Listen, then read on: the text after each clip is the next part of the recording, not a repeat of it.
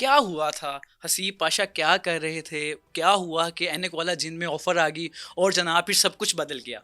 असल में पीटीवी की और मेरे दफ्तर डीजीपीआर की दीवार एक ही है। ओके। उसमें हमारे उनके दरवाजे में और हमारे दरवाजे में थोड़ा-सा फ़र्क है, वॉकिंग हुँ, डिस्टेंस ओके। चंद कदम का। तो अक्सर दोस्त हमारे में छोटे-छोटे रोल करता था ड्रामों में यानी हाँ, पीटीवी के, तो अच्छा, वैसे ही बस शौक पूरा करता था क्योंकि मुझे किसी ने कह दिया था कि ना तेरा कद है, ना तेरा नक अरे! है, ना तेरे वाल हैं, ना तू खूबसूरत है, तू एक्टर नहीं बन सकता। तू जिन नहीं बन सकता। अच्छा, फिर वो देखे ना जी ये कि अल्लाह ताला ने मुझे किस रोल के लिए अल्लाहू मुंतखब अकबर! किया था। बेशक। मैंने कहा ठीक है, मैं भी हाँ, छोटे-छोटे रोल, कभी वकील का कर लिया, पुलिस अच्छा। वाले का कर लिया, डीएसपी बन गए। हुँ, मैंने कहा इसी तरह शौक पूरा करूँ। हुँ, लेकिन मुझे क्या पता था कि एक नेगेटिव रोल में अल्लाह ने मुझे रखा हुआ है और बेशक। आज इस बात को 30-35 साल हो गए हैं, हमून जादूगर आज भी ज़िंदा है। हम जो हैं लाहौर आर्ट्स काउंसिल के ताउन से करते हैं अलहमरा में, हर संडे को 2 बजे 14 साल हो गए हैं 19 तारीख को ये चलते हुए। ये एक रिकॉर्ड है। हुँ, 9 साल ये टीवी पर चला है और अब 13 एपिसोड इसके ऑन एयर जा चुके हैं एक निजी टीवी पर, रिटर्न ऑफ नस्तूर के हुँ। नाम से। सर ये नेगेटिव करैक्टर कोई होता है ना उसे नफ़रत हो जाती है। हाँ। वो आता है सामने तो बंदा कहता है यार ये फिर आ गया। लेकिन हमून जादूगर आता था तो मोहब्बत हो जाती थी। जी। तो इस नेगेटिव करैक्टर ने अपनी तरफ खींचा है। ये वो आपने भी फ़ील किया असल में होगा। एक नेचर है कि ट्रेन जो है ना 2 पटरियों पे चलती है। हाँ। सिर्फ़ नेकी का उस वक़्त तक आपको एहसास नहीं होता हुँ, हुँ, जब तक बुराई ना हो, बदी ना हो। हुँ, तो ये 2 रेलवे पटरियाँ थीं हुँ, कि हुँ। एक तरफ नेकी की और एक तरफ बदी की। तो फिर एहसास होता था कि ये अच्छाई और बुराई में फ़र्क क्या है। तो आखिरी फ़तह तो लाज़िमी बात है कि अच्छाई की होती है, बेशक। लेकिन नेगेटिव करैक्टर मेरा और बिल बतौरी का वही था जो शायद उनके करैक्टर से भी आगे बढ़ गया हाँ, था। सर ये फरवरी 1993 में जी। लगा। बिल्कुल।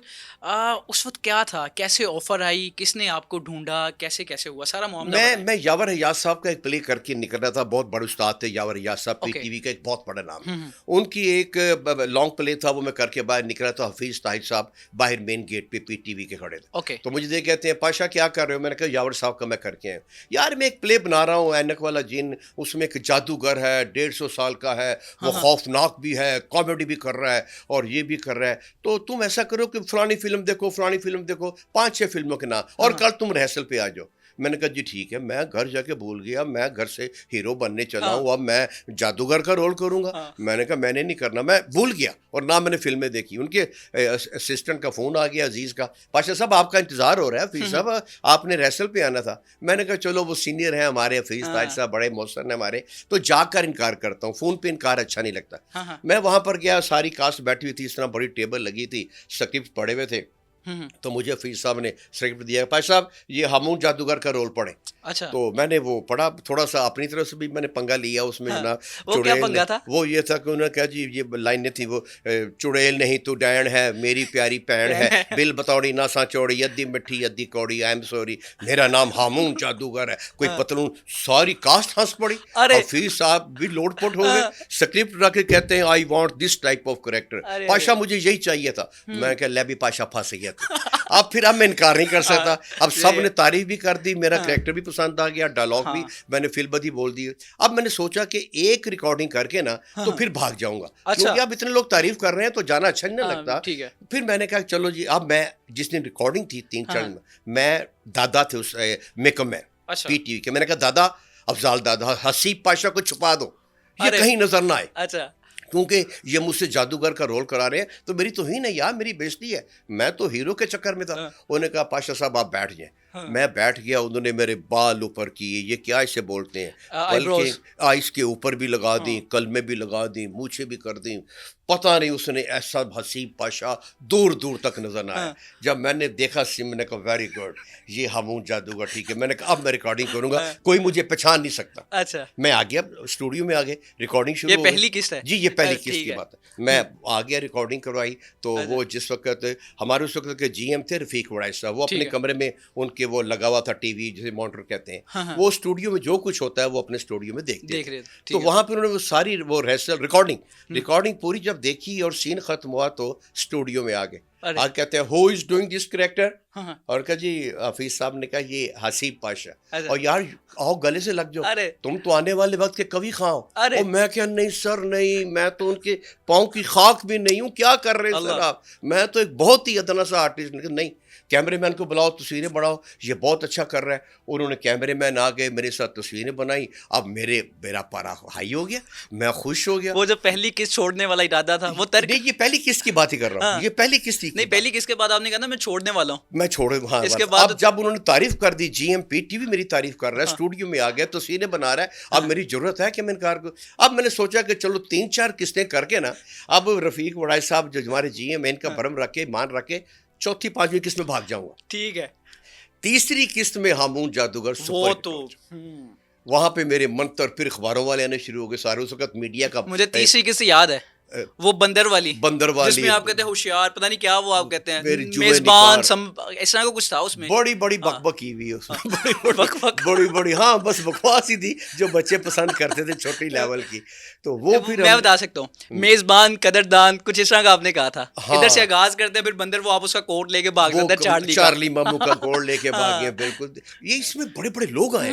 राशिद महमूद ने सरकट इंसान का रोल किया, इसमें जमील फखरी आए, इसमें जमील बिस्मल आए, अरे। इसमें हनी अलबेला आए, उनके वाली हाजी अलबेला आए, मेगा आई हैं, इसके बाद हुमैरा अरशद आई हैं, हुमैरा अरशद। इसमें जी शबनम मजीद आई हैं, फरीहा परवेज आई हैं। ये तो एक आप देखें कि और बड़े बड़े मिनिस्टर्स यहाँ पर आए और जिन्होंने इसमें किया। और ये जो हमारे महमूद असलम इसमें आए हैं, फिर जेबा शहनाज इसमें आई हैं, मस्ताना इसमें, मुझे नाम नहीं याद आ रही, एक लिस्ट है। बल्कि वो फिरदौस जमाल साहब, उनको प्राइड ऑफ परफॉर्मेंस मिल गया तो बच्चे नहीं मान रहे थे, वो क्या मामला हुआ था? वो ये हुआ था कि वो आए रिकॉर्डिंग पे, बच्चों को लेकर आए तो कहते हैं देखो यार, इन्होंने ना मुझे प्राइड ऑफ परफॉर्मेंस जिस ड्रामे पे मिला था, उसमें इन कमबख्तों ने सारा आने वाला जिन भर दिया। और वो ये कहते हैं कि हम आपको एक्टर उस वक्त मानेंगे जब तक आप पैनिक वाले जिन में नहीं आ जाते। अच्छा। हाँ यार, हफीज साहब मेरा भी कोई रोल काट दो। ये हाजी अलबेला साहब, हनी अलबेला के जो वालिद हैं, उनका था यफू यफू यफाफा तायाबा, वो ये कहते थे। और वो उनका ये कहना था कि हफीज ताहिर, मुझे अब पता चला है शोहरत क्या होती है। मैं जिस जगह से गुजरता हूँ, जिस गली मोहल्ले से गुजरता हूँ, यफू यफू यफाफा की आवाज़ आती है, भाई एक एंट्री रख लिया करो, और मैंने ये नहीं छोड़ना। फिर दरमियान में वो लंदन चले गए। अब कहते हैं कि मेरा रोल मैंने नहीं छोड़ना। फिर उन्होंने हली अलबेला को कहा कि मुझे जादू से हामून जादूगर छोटा बच्चा बना दे और मेरा रोल मेरा बेटा हनी अलबेला करेगा। अच्छा। फिर हनी अलबेला ने उसमें कुछ किस्तें की, और ये हनी अलबेला ने बताया भी अपने प्रोग्राम में कि इस तरह से उन्होंने कहा जी जब मेरे वालिद साहब आ जाएंगे अलबेला साहब, तो फिर ये वहीं से कंटिन्यू करेंगे। उस दौरान हामून जादूगर ने इसको छोटा बच्चा बना दिया, और फिर हनी अलबेला उसी डायलॉग के साथ, उसी गेटअप पे अपने वालिद का रोल। हनी अलबेला की क्या उम्र थी उस वक्त? किसकी? हनी अलबेला की।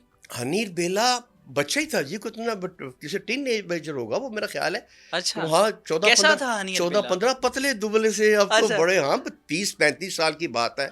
हम भी उस वक्त तो जवान थे और वो भी बच्चे थे। अब तो नो डाउट पाकिस्तान के बड़े कॉमेडियंस में उनका शुमार होता है। तो उस वक्त भी जुगत वगैरह मार देते थे? हाँ, उसमें उन्होंने जुगते मारी थी अपने बाप की कॉपी। जुगते याद नहीं है, लेकिन ये है कि हम वह हंस दिया करते थे, रौनक लग जाती थी। रौनक लग जाती थी जब हम स्टेज पे होते थे, रिकॉर्डिंग करते थे। तो वो आखिर वो होता है ना जी, असर होता है खानदान का। तो छोटी मोटी जुगते, वो अब तो बड़े पक्के हो गए हैं वो। तो अब तो छोटी अच्छा लफ्ज़ पक्के हो गए, पीछे पंजाबी पक्का पीठा कहने।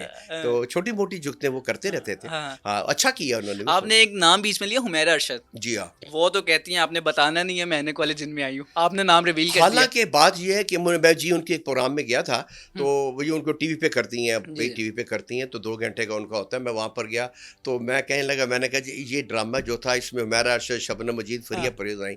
तो कहती पाशा साहब प्लीज़ ये मेरा नाम ना ले। मैंने कहा नहीं हुमैरा, इस ड्रामे की कामयाबी में जहाँ दूसरे लोगों का हाथ है, उसमें आप तीनों का भी हाथ है। कहती वो कैसे? मैंने कहा देखें, आप सुरीली थी, हुमैरा अरशद सुर में है, फरीहा परवेज सुर में है, उसके बाद शबनम मजीद सुर में है, और 1-2 और फनकार थे जो कि गुलकार थे।